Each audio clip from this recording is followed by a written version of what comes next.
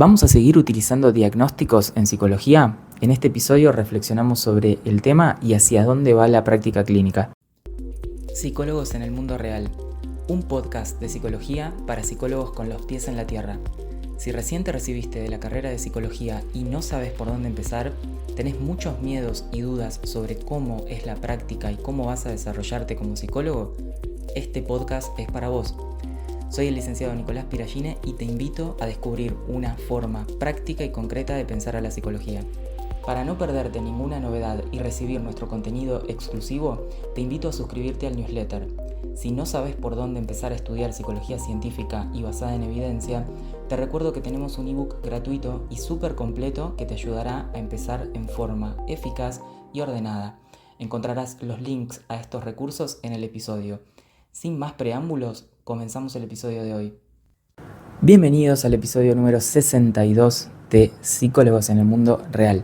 Hoy vamos a estar hablando de diagnósticos y de etiquetas diagnósticas, que es un tema que a mí me interesa mucho, que básicamente es la forma de pensar a los problemas clínicos. Y en general cuando sacamos un episodio sobre diagnósticos también son bastante escuchados, así que me parece que les puede llegar a interesar. Hoy este episodio que tiene que ver con el fin de los diagnósticos en psicología pasa por revisar y reflexionar brevemente con una idea muy concisa que les quiero compartir hoy acerca de si los diagnósticos se van a seguir usando en un futuro en psicología o no. Mi reflexión por todo lo que viene pasando en el campo de la práctica clínica actualmente es que no, que probablemente en un futuro no utilicemos más los diagnósticos en psicología. Cada vez estamos yendo más a una práctica clínica basada en procesos, como se dice, y los procesos de cambio, que hay que definir muy bien qué es proceso, ¿no? Todavía hay mucho problema al respecto.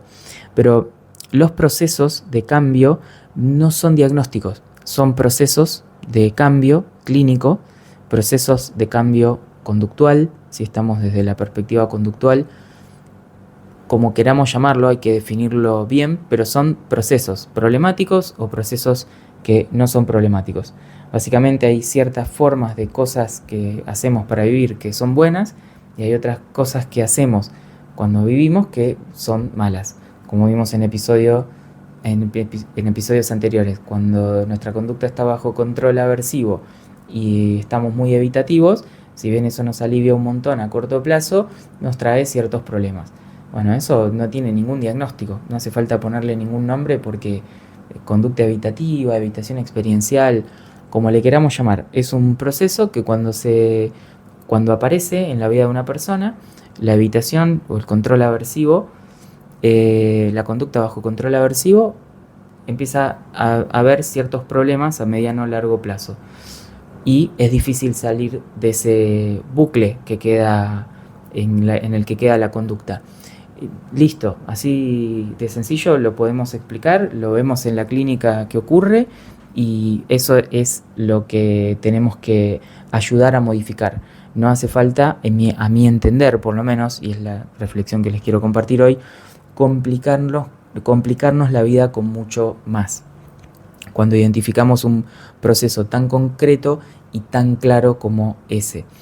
Bueno, muchos de los procesos clínicos, muchos de los fenómenos clínicos se van a poder identificar así, van a tener que estar relacionados evidentemente con la vida de esa persona, la etapa evolutiva, lo que se llamaría el organismo, y con el ambiente donde está esa persona y con toda su historia de aprendizaje, la historia de interacción que tiene esa persona en relación a las situaciones que se están analizando, y listo, nada más. La clínica perfectamente podría basarse en un grupo de procesos de cambio y simplemente entender a la intervención clínica como un grupo de cosas que tenemos que hacer dentro del consultorio para facilitar esos procesos de cambio y nada más. Básicamente esa es la clínica psicológica por excelencia y la clínica que se viene, a mi entender, porque ya hay muchos indicios acerca de que se está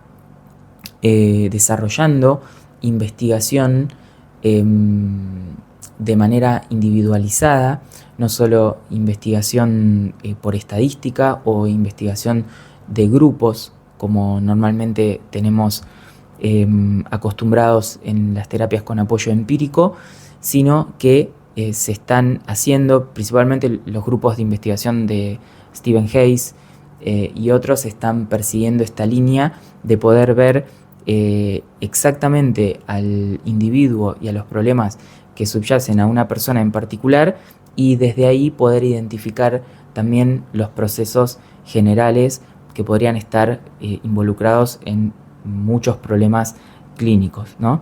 Creo que cada vez más nos damos cuenta que muchos problemas clínicos son prácticamente versiones de lo mismo, pero en distintos ámbitos o en distintas áreas. Por ejemplo, muchas veces vemos la conducta evitativa en todos lados, en el perfeccionismo, en lo que se llama perfeccionismo, en lo que se llama trastornos de la conducta alimentaria, en lo que se llama trastorno de pánico, en lo que se llama trastorno de ansiedad social, en lo que se llama depresión.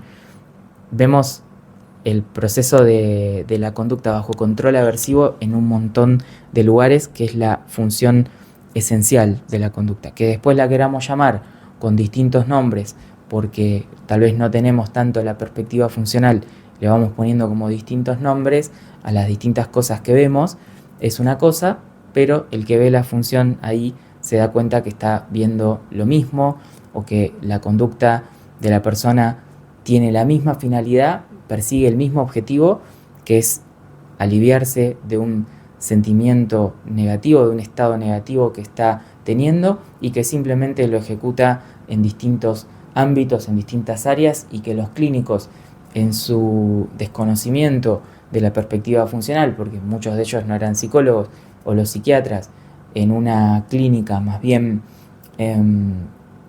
una clínica de la nomenclatura, simplemente le asignan un nombre porque entran en la confusión típica que produce la asignación de etiquetas, ¿no? Que son todas cosas que parecen diferentes, algunas son parecidas. Empezamos a entrar en el problema del diagnóstico diferencial, porque no sabemos bien qué es qué no es qué. Entonces ahí surge la problemática del diagnóstico diferencial. Todo eso se eliminaría por completo si nosotros podemos prescindir de los diagnósticos que no tienen prácticamente ningún sentido desde la perspectiva de la intervención, y probablemente en algunos casos desde la perspectiva del paciente tampoco, excepto que el paciente haya incorporado su diagnóstico como parte de su identidad o como parte de algo que lo aúna a otras personas y le permite hacer comunidad, que eso podría pasar también y que podría llegar a ser útil para algunas personas, pero yo acá estoy hablando desde la perspectiva del terapeuta y desde la perspectiva de la terapia. No lo necesitamos para intervenir en lo psicológico. Ahora bien, porque acá pueden surgir algunas dudas que algunas personas pudieran tener al escucharme, que van a decir, bueno, pero hay ciertos problemas que están investigados, que, bueno, primero tenemos que seguir investigando muchos de los problemas que están investigados, no tenemos tanta claridad como por ejemplo sobre autismo, bipolaridad, esquizofrenia y demás. Tenemos mucho conocimiento, pero nos falta seguir investigando. Pero la diferencia acá, para poder entender esto de el fin de los diagnósticos o que los diagnósticos ya no los necesitemos, es simplemente hacer la distinción entre lo psicológico y lo neurológico, o lo psicológico y algún problema que pueda tener que ver con el neurodesarrollo o con el aspecto biológico o neurológico del organismo. Entonces, evidentemente, si hay algún problema que nosotros identifiquemos en el organismo, en lo biológico o en lo cerebral, y lo podemos identificar, evidentemente no va a haber ningún problema que contemos con un nombre para eso, ¿no? Como podría ser el Alzheimer, por ejemplo, ¿no? Tenemos un nombre especial y es un grupo de alteraciones muy específicas. Yo ahora no soy especialista sobre ese tema, así que no me quiero meter mucho, pero sé que conlleva un grupo de alteraciones muy específicas a nivel biológico cerebral. Entonces, perfecto contar con una etiqueta, con una nomenclatura para ese problema clínico que tiene una una cuestión biológica específica y que nosotros sabemos de qué se trata. Pero hay un montón de etiquetas diagnósticas, clínicas en psicología que no son así, que no responden a un problema detectable en la biología. Ojo, que no quiere decir que lo biológico o hereditario no sea importante en cómo ese organismo se comporta. Sí que lo es, pero no podemos identificar nada a nivel cromosómico o neural o algo específico que podamos detectar como problema, sino que es la genética general de ese individuo o la biología general de ese individuo, que normalmente en las teorías de personalidad se conoce como temperamento, eso, ¿no? La parte del temperamento y la parte aprendida, la parte que aprendemos por relacionarnos con el contexto. Pero eso es la base, el sustrato biológico con el que venimos y que no es muy difícil como ponerle un nombre o una nomenclatura o una etiqueta a eso. Básicamente lo que nosotros trabajamos en psicología no es esa parte biológica, porque no es sobre la que podemos intervenir, sino que nosotros trabajamos sobre los eventos de interacción, los eventos interactivos de un organismo con su ambiente, que esos sí son los que podemos intervenir y son los que ese organismo ha aprendido a comportarse y a relacionarse con su contexto, interactuando con ese contexto desde que nace y hasta el momento que nos viene a la consulta.